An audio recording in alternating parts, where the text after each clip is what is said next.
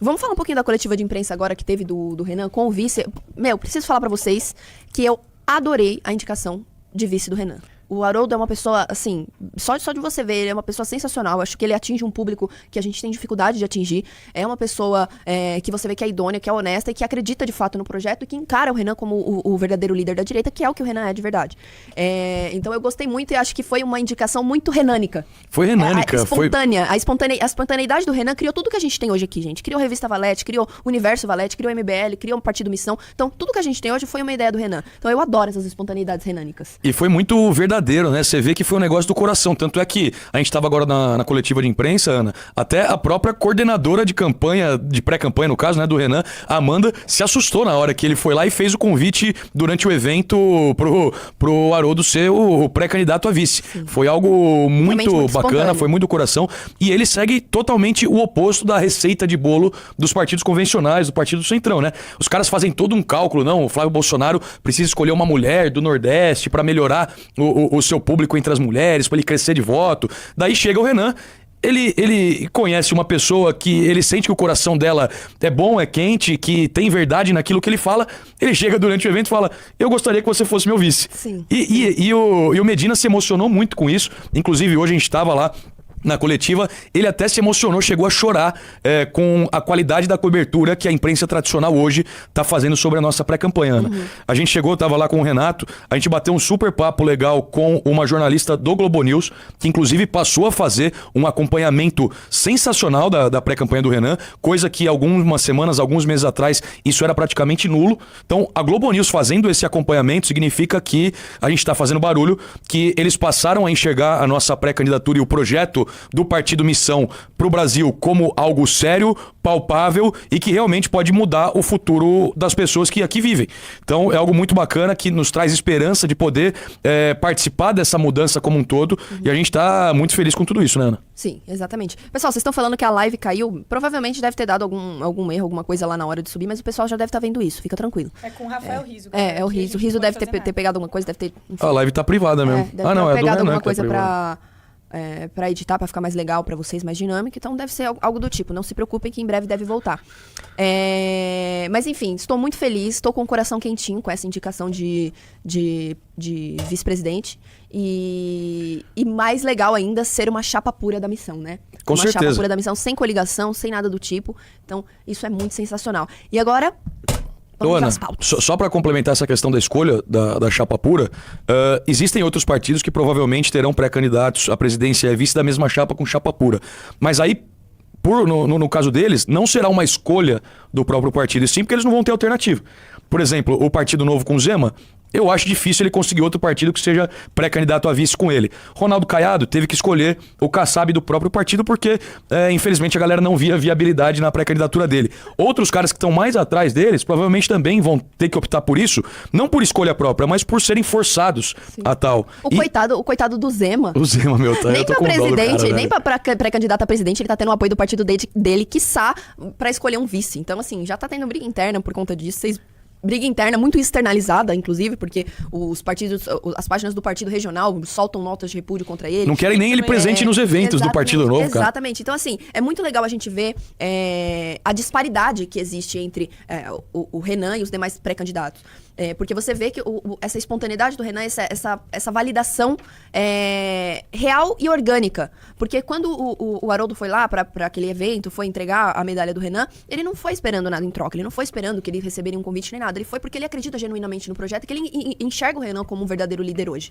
E aí acabou que veio essa indicação, eu achei excelente, porque assim, se vocês pesquisarem um pouquinho sobre o histórico dele, o cara é sensacional. O cara é sensacional. Ele é tenente-coronel da Polícia Militar, né? E ele é especialista em negociação de reféns. Então ele se colocava no lugar do refém pra liberar a vítima, e ele mesmo se colocava com a arma na cabeça pra poder negociar com o bandido ali. Foi um relato dele, Ana, inclusive. É uma puta adição pra nossa temática de segurança pública. Esses caras que fazem esse trabalho de negociação com reféns, normalmente são os mais preparados, tanto na parte operacional da polícia, quanto na parte emocional, entendeu? De o cara... Pô, ele contou um relato dele, Ana, que existia um caso concreto que tava lá o sequestrador com o refém com a arma na cabeça do cara. Ele foi lá, se apresentou pro refém, o refém liberou O sequestrador liberou o refém, chamou o Medina passou a ter a arma apontada para sua cabeça e daí ele conseguiu convencer o cara a se entregar.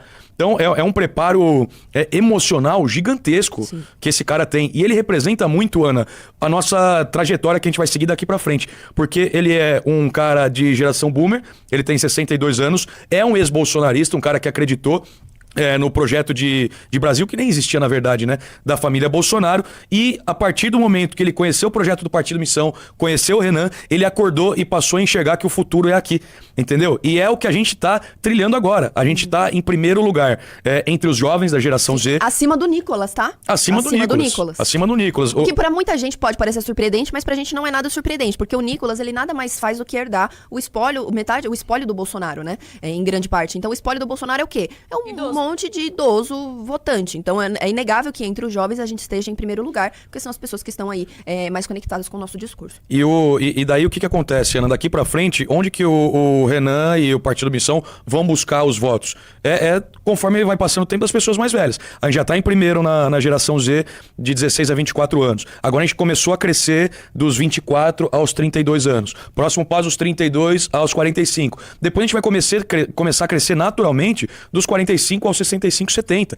E o Medina representa justamente isso. Uma pessoa que acordou do bolsonarismo, enxergou o futuro aqui. É uma coisa que vai acontecer naturalmente, com a participação do Renan nos debates, com a imprensa tradicional passando a cobrir as nossas agendas, com as pessoas começando a se despertar para ver que entre essa dicotomia burra que existe com o Lula e com o Flávio, não existe projeto de país. Só existe projeto de poder, de perpetuação de uma família ou de um grupo político dentro dessa casta. Dessa esfera, o que a gente não apresenta. Eles ficam brigando entre eles. Gente, é uma coisa tão, tão feia, assim, se você olhar. É o que eu falei mesmo, é a disparidade. Você olha pra direita real, que é a direita missão, que é a direita do Renan, que é a nossa direita, e você vê essa espontaneidade, esse abraço. O Medina abraçou a missão espontaneamente. Ele não foi convidado por ninguém, ele foi lá, viu o projeto, foi apresentado pela filha, como ele falou na coletiva de imprensa, e ele abraçou o projeto, se filiou há muito tempo, e agora ele é vice, e você vê essa espontaneidade, esse crescimento idôneo. Aí você olha pra direita bolsonarista, você vê o quê? A Michelle brigando com o Flávio, que é atacado pelo próprio Eduardo, que depois vem se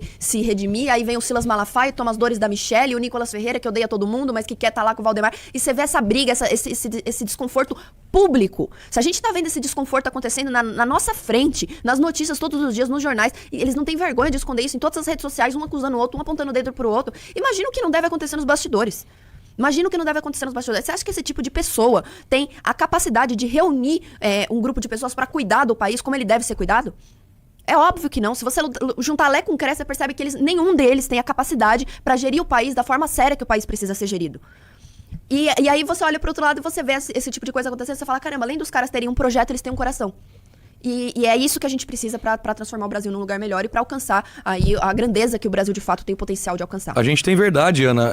As pessoas estão acostumadas com a política, sempre os caras sendo preparados por marqueteiros, indicando, fazendo pesquisas para ver o que eles vão falar. Olhando milimetricamente o que é. A população agora tá mais preocupada com esse assunto, então você fala sobre isso. Você precisa mudar o seu visual porque você precisa fazer tal coisa. Você precisa escolher uma vice-mulher porque você precisa ganhar o eleitorado feminino. Não. A gente sabe aquilo que é importante pro país e a gente faz as coisas com verdade. E as pessoas estão começando a perceber isso que é o mais legal de tudo isso. Porque a gente está se divertindo muito nessa trajetória nossa, a gente está fazendo isso com leveza, com o mínimo de dinheiro possível. Pô, até os jornalistas estavam perguntando, Renan, quanto você vai ter de fundo eleitoral? É menos de 0,5% do que o Flávio e o Lula vão ter. Não, e detalhe, a missão abriu mão do fundo, a missão assim, a missão abriu mão do fundo de ser usado na candidatura a presidente. Então o Renan não vai usar o fundo, ele vai fazer a campanha dele, a futura campanha dele, unicamente com dinheiro de doação. E a pouca quantidade de fundo eleitoral que a missão vai ter, vai ser dividida entre os candidatos aí a governo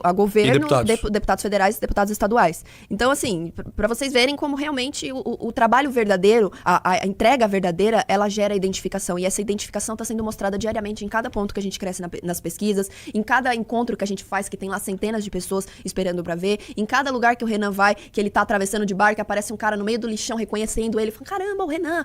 Então, assim, essas coisas, elas não são computadas pela mídia, mas elas estão acontecendo. Está acontecendo e a gente está vendo, está percebendo e sem dúvida nenhuma o futuro é glorioso. É isso aí. Vamos pra pauta? Bora pra pauta? Ó, Gente, depois... Operadora. Ó, entra no Wallet Plus aí, ajuda a gente, vai. Ajuda a gente a manter a casa, senão daqui a pouco... a Luísa, a Heloísa, vai ficar só o Arthur aqui. Ontem saiu um Valete Plus no Análise. Vamos ver se hoje sai pelo menos poxa, uns pelo menos 5, né? Pelo menos uns 5, vai. Vamos aí, galera, por favor, entrem. Se entrar 5, a gente sorteia uma camisa pra vocês. Opa! Pode ser? Beleza, fechou. Ó, a gente sorteia uma Aprender Uma... Ó, se entrar 5 pessoas, a gente sorteia uma Aprender Uma Toda, essa daqui, ó. Pra você estar uniformizado e colocar no seu varalzinho aqui, ó, igual essa aqui, ó. E cuidado pra não usar e ter que fazer curso de direitos humanos depois, né? Pois é. Porque os nossos amigos lá de Santa Catarina... 5 pessoas, a gente sorteia uma camiseta. Então vai, gente, ajuda a gente a manter a casa. Sem dúvidas, o Renan vai ficar muito feliz com isso. Bora. Vamos ouvir. O que temos? Lula inaugura túnel da transposição no RN sem água e diz que houve erro de cálculo. Aperta a F11 aí. F11? É. Aí, fica mais enquadradinho. Uau. O teu toque. Desculpa. Técnicas de operadora, hein? Bota aí pra nós. Eu tinha acertado que eu viria a Luiz Gomes, porque eu queria não só ver a água entrar no túnel, como estar aqui para receber a água. E houve um erro de cálculo, e esse erro de cálculo fez com que eu chegasse aqui e a água ainda não chegou. Mas eu já passei por ela ali no caminho de helicóptero. Eu vi que ela tá vindo. Deus. Gente, não, isso parece uma sketch de humor, não é possível. Gente, assim, eu vou entregar pra vocês, população, um container vazio, sem água, sem nada, mas eu vim de helicóptero e passei pela água, então uma hora ela vai chegar. Espera aí, seus pobres fudidos, uma hora a água chega. Foi isso que ele disse, tá? Ele já virou uma piada ambulante que roda o país de helicóptero e jatinho, Ana. Ele não tem mais nada a apresentar pro Brasil. O Lula, quem vota no Lula tá simplesmente assinando um atestado de idiota. Desculpa. Porque votar num cara desse, escolher esse cara pra te representar, sendo que ele passou os últimos 3 anos, a única coisa que ele faz que tem alguma ação efetiva na população é aumentar imposto. Que daí as pessoas sentem no bolso e sentem perder o poder de compra e uma série de coisas. Agora, o cara não tem nada a apresentar. E às vezes ele vai dar uns discursos desses, metendo o pau no governo. Não sei se você viu isso. Eu vi, a gente reagiu ontem. Ah, vocês reagiram ontem? Mas quem que tá administrando esse país que tá uma merda? Você! É você que tá fazendo isso. E daí as pessoas vão lá, é isso aí, nossa, esse é o cara. Ele mete o pau no próprio governo dele mesmo. E não apresenta nada de bom pras pessoas. E as pessoas continuam votando nele por quê? Porque querem tirar o Flávio Bolsonaro da possibilidade de ganhar a eleição? Que isso, cara? A gente tem uma opção melhor.